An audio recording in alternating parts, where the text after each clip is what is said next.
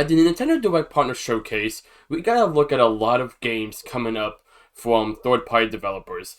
Games like Tokyo Scramble, Indiana Jones, Digimon Time Strangers, etc. But two games that we got another look at was Resident Evil Requiem and Pragmata, both coming from Capcom. And I'll be honest, never been a big Capcom guy. I've played the Mega Man games, I've played a Street Fighter here or there. That's about it. Just never been big into the Capcom's library.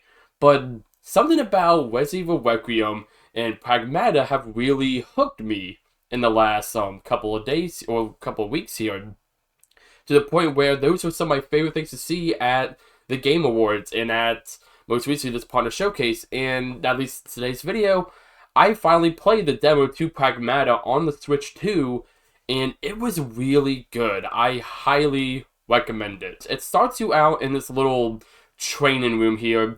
You're playing as this space, what would we say, space marine, for lack of a better term. Hugh, he's here with this little robot girl named Diana, and we don't know why they're there. The game does give you a bit of synopsis after the little tutorial area of the demo of, hey, you're both stuck here on this moon base, trying to contact the planet Earth, yada yada. Pretty much just explaining enough context so you know what's going on. If I were to guess, this demo probably takes place about an hour into the game or so. Roughly, pretty much past all the story stuff that's probably going to happen at the very beginning of the full release. But you go in, you run it through the space station, you're trying to get it back to full power, and that's the plot of the game. It's very simple, it's not a lot here. The demo, I would say, I think my first playthrough took me about 20 minutes to beat, and then the second time I played through it took me about 9 minutes to beat or so.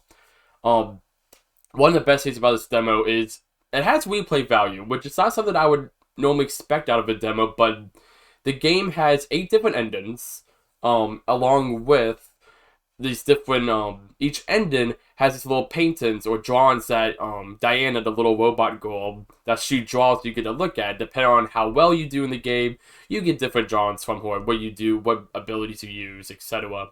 And it's really cute, and I think that's going to the core of this game for me, at least in the story aspect, is the relationship between Hugh and Diana. You can tell the two of them have really good chemistry with each other, and just kind of the playful commentary that go back and forth. Even the stuff where Diana will go say something like, Hugh, like, watch out, and then Hugh would be like, I'm trying here, like, it's really cute. You can tell they have a really fun relationship, and I'm excited to see the full story develop. In the 1 or 2 cutscenes we saw in this trailer, or this demo, we got to see, him, like, hold up his hand, like, high five, and he said, this is how we say good job. See that relationship build up. I'm excited to see that build up throughout the plot of the full release that, comes out, I believe, in April. Going into the game's combat, the gameplay, it's your typical third-person shooter, over-the-shoulder kind of, if you've played The Last of Us, if you've played any of these kind of games, Uncharted, you kind of know what to expect here. Gameplay's a little sluggish in terms of just one-on-one and exploring, but you are this big, heavy, armored guy, so it makes sense. It's something I feel like in the main game, you'll get a bit more used to. Just from my first to second playthrough of the demo, I noticed I was flowing a lot better than I was in the first one through. So I feel like playing through the whole game, I'll get much more used to the more sluggish movement when you're just walking around exploring the space station.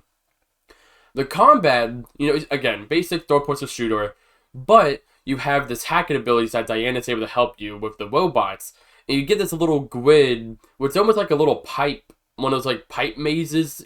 These puzzles you've seen in these kind of games before, but you have to quickly navigate them and get to the green square.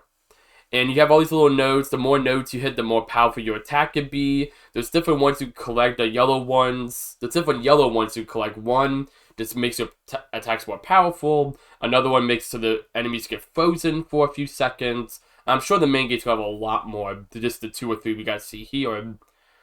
But you go through these, and it adds this another layer of depth to the combat, on top of just having to, dodge enemy attacks, shoot, aim. I personally play with auto aim just because I'm not that good at shooters, but even with auto aim on, it wasn't just locked on. You still had to aim to a certain extent. Especially, if you want to do more damage against, say, like, these more humanoid robots, where you can do a headshot on them, and yeah, that does more damage. You get through the battles quickly. You won't have to do as many of those hack-and mini games. If you do the hack-and mini games better, you get through them better. And that was a lot of fun. I would find myself going through the hack-and mini game while also aiming my shot, and almost this multitasking of playing as both these characters at the same time. And I would sometimes find myself tripping up of focusing too much on the hacking game, and I would get hit. I'd get hit by one of the robots. Or the reverse, I would just real quick go like AAB, try to real quick finish a hacking game, and I wouldn't bring down the robot's defense enough, and again, you would get hit. Or, very least you have to do another one. So very good risk and reward system. I feel like the gameplay is very balanced, and I love that. I think that's the biggest thing that pulls this game together is that hacking gameplay.